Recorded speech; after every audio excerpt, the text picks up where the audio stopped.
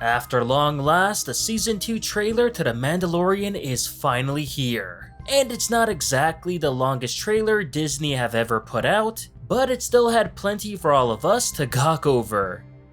The trailer starts in space with what looks to be a fairly beat up and damaged Razor Crest. It seems like Din Djarin just barely made it out of a starfight, and is now making an emergency stop to the blue planet in the background. And based on looks alone, this planet seems to be mainly water and doesn't contain that much land.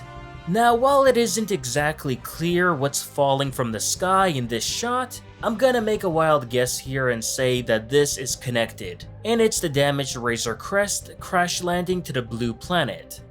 We also see what looks to be a dock of some kind with a bunch of Quarren, Mon Cala, and what looks to be, at least to me, a couple of Cineteens. While this could easily be a whole different planet, I'm thinking this could likely be Mon Cala, as we see familiar architecture, nothing but an ocean in the background, and of course a ton of Quarren and Mon Cala.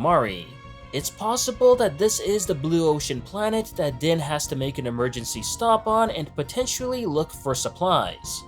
In the dock, we also see a quick glimpse of a mysterious cloaked individual stalking Din.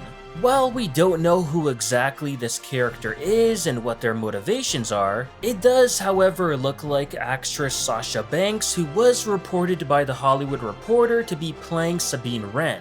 Which I still hope isn't true, as I'd rather Lucasfilm not change Sabine's race from being an Asian to a mulatto character, but the jury is still out there on whether Sasha is for sure playing Sabine and not someone else. Din and the child are then seen to be on a boat which seems to be manned by a Quarren crew. We have no idea where they're going, but if this is Mon Cala, then likely to a larger overwater city like Dax City or New Coral City, as Mon Cala had both overwater and underwater cities.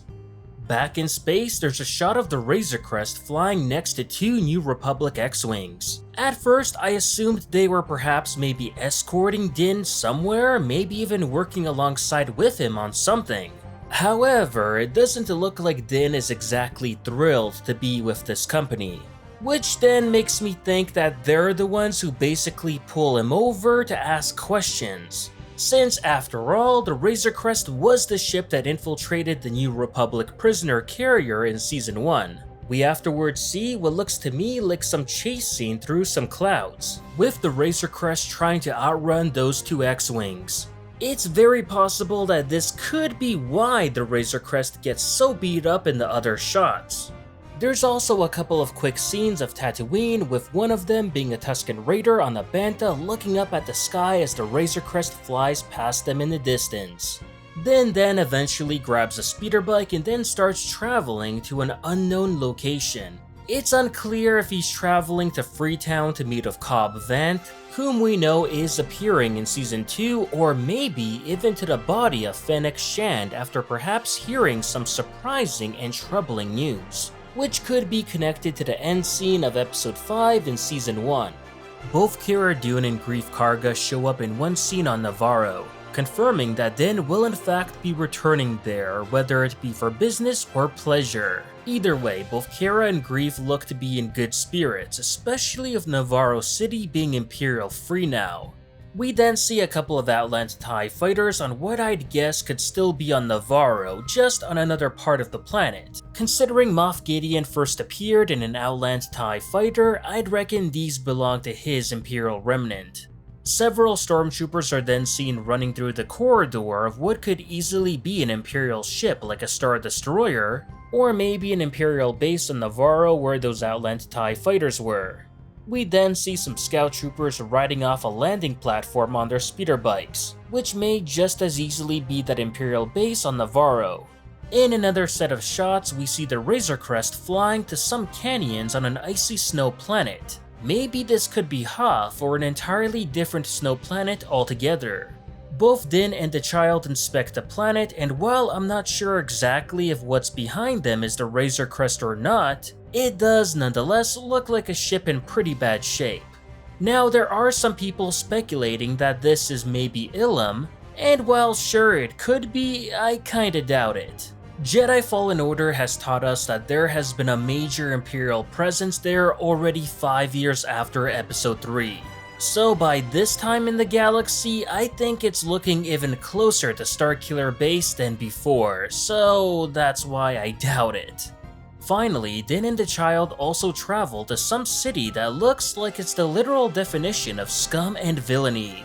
The two seem to be traveling at night and not in the best part of town based on the sketchy looking area with the dirty road, some red glowing eyes in the shadows, and a ton of graffiti everywhere.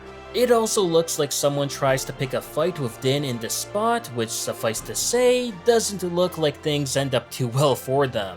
Din and the child are then seen entering an arena of sorts, which I'd guess is probably still on the same planet.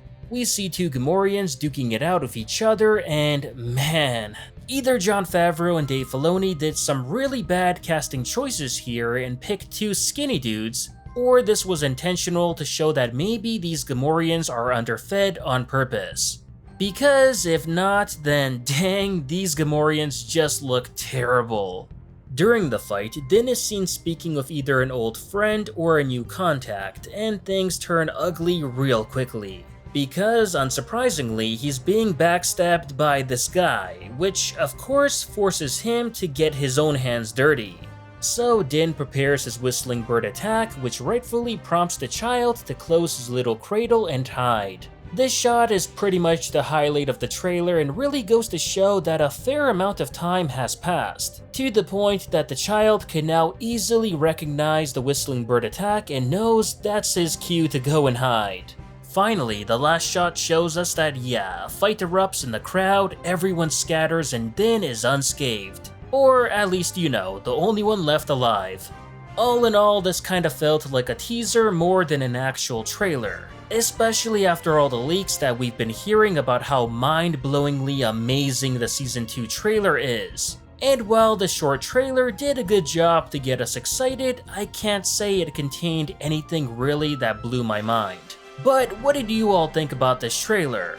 Did it meet your expectations, or are you hoping we get a second, much more longer trailer than this? Let me know down in the comments below. N7 out.